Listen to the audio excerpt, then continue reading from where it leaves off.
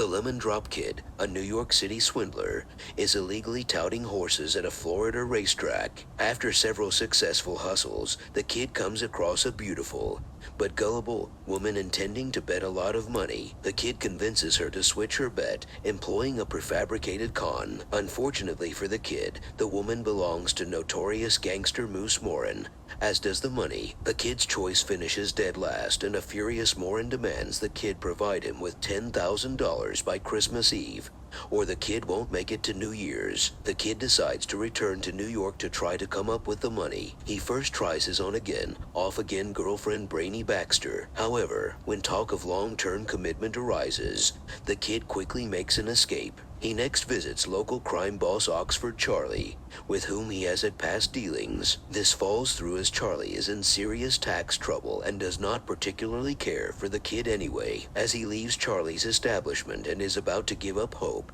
the kid notices a cornerside Santa Claus in his kettle. Thinking quickly, the kid fashions himself a Santa suit and begins collecting donations. This fails as he is recognized by a passing policeman, who remembers his previous underhanded activity well. The kid lands in court, where he is convicted of collecting for a charity without a license and sentenced to 10 days in jail. However, while in court, the kid learns where his scheme went wrong. After a short stay, Brainy arrives to bail him out. He then sets about restarting his Santa operation, this time with legitimate backing. To this end, he needs a charity to represent and a city license. The kid receives key inspiration when he remembers that Nellie Thursday, a kindly neighborhood resident, has been denied entry to a retirement home because of her jailed husband's criminal past as a safecracker. Organizing other small-time New York swindlers and Brainy, who is both surprised and charmed at the kid's apparent goodwill, the kid converts an abandoned casino into the Nellie Thursday home for old dolls. A small group of elderly women and makeshift amenities complete the project. The kid is able to receive the all-important city license. Now free to collect, the kid and his compatriots dress as Santa Claus and position themselves throughout Manhattan. The others are unaware that the kid plans to keep the money for himself to pay off Morin. The scheme is a huge success,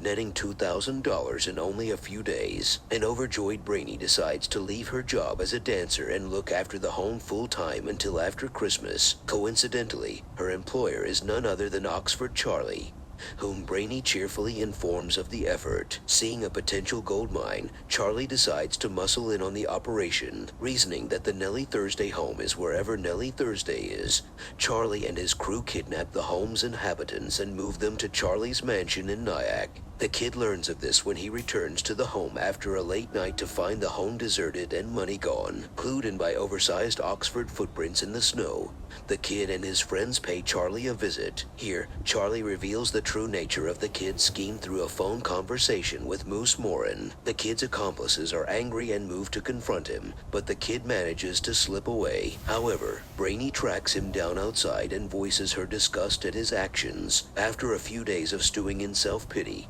the kid is surprised to meet Nellie, who has escaped Charlie's compound. He decides to recover the money, sneaking into Charlie's home in the guise of an elderly woman. He finds that Charlie and his crew are again moving the women, this time to a more secure location. Using the heightened activity to his advantage, the kid enters Charlie's office and confronts him. After a brief struggle, the kid overpowers Charlie and makes off with the money, narrowly avoiding the thugs Charlie has sent after him. The ensuing chaos allows Brainy and the others to escape. Later that night, the kid returns to the original Nellie Thursday home to meet with Moose Morin. The deal appears to be in jeopardy as Morin arrives with Charlie. Charlie demands that the kid reimburse him, which would leave too little for Morin. However, the kid turns the tables by hitting a switch, revealing hidden casino tables. All are occupied, mainly by the escaped old dolls. The kid and his still loyal friends hold off the gangsters as the police initiate a raid. Morin and Charlie are arrested while the judge who sentenced the kid earlier warns that he will be keeping an eye on him. The kid assures him that will not be necessary and his attention will lie on the home,